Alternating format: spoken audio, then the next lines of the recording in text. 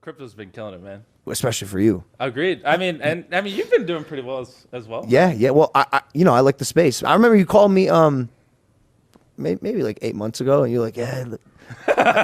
you go, yeah, just put $1.5 million into Bitcoin. You know, I'm pretty excited about it. To see Let's where it fucking go. Yeah. I'll show you my portfolio after this, but so me and Logan both bought punks. You guys will probably see on his Twitter that he bought a bunch of crypto punks at the same time, right? When Gary pulled us in that call. Yep. So have you ever told that story? No. Gary V, it's like fucking 11 p.m. just out of nowhere, just calls me and he's like, yo, I got like 30 people to call, hop in. I'm like, I don't care. He's like, it'll be the best decision of your life. Just get in. I was like, okay. Yeah. And so I just joined the call and I just see like Logan and I don't even know these other people. I don't want to put them on blast.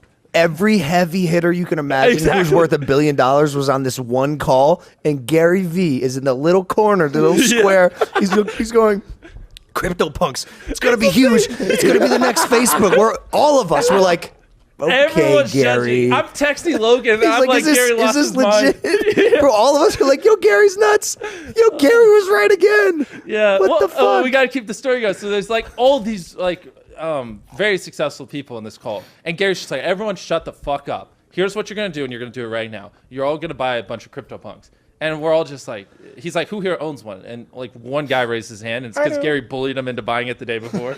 And we're all just like, are you sure, Gary? And we're asking questions, and he's like, just buy it. I was just so pulled by his like conviction that I bought a bunch. Wait. Yeah, I bought quite a few. How many? I don't want to say, but you have to please. I bought multiple ones. Yeah. Well, bro, are you in double digits, punks? Just shy. Okay, cool. Yeah, cool. So imagine he just said 60. No. Three zombies. I bought like 8 of them, and they did pretty good. And any zingers? Any like real special ones? I had some that like whatever 20, 30x. What's a? We bought a lot with like the cigarettes because I thought that was an interesting attribute, and those did pretty well. What's another characteristic? What's your rarest characteristic, punk? Well, I've already sold quite a few of them, so I don't. What? Dude, he's on to the next thing. I bought a bunch of, so then I rolled the money into V Friends because Gary, same thing, called me. He's like, V Friends. I was like, I don't fucking know, but last time I made money, sure. And then so I basically sold them all and moved the money into V Friends. Can I ask you guys a question? When Gary does that call with all these billionaires and 8 months or a year later, everybody's like, Gary was right again. Yeah.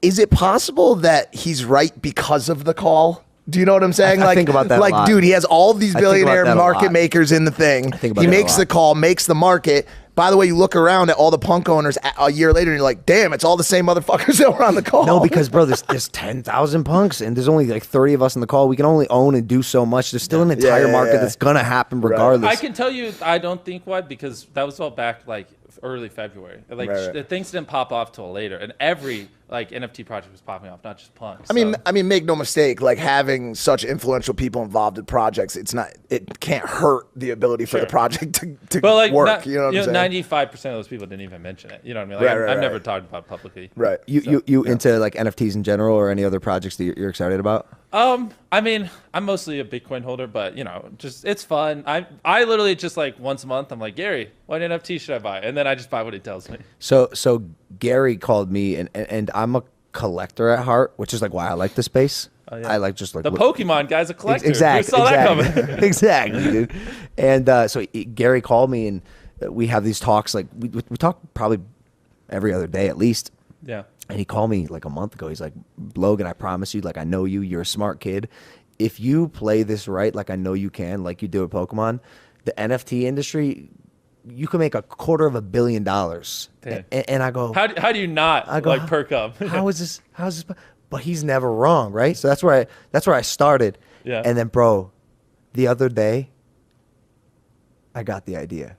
Yeah. And I want to run it by you, not now, off the podcast, but I'm pretty sure I had the most revolutionary, monumental piece of IP in my head, and I've been I can't sleep for the past like 2 days. So like for making your own version of punk? No. Just a really, really special NFT project. Interesting. With. All right, so that's it for this episode of Impulsive. No.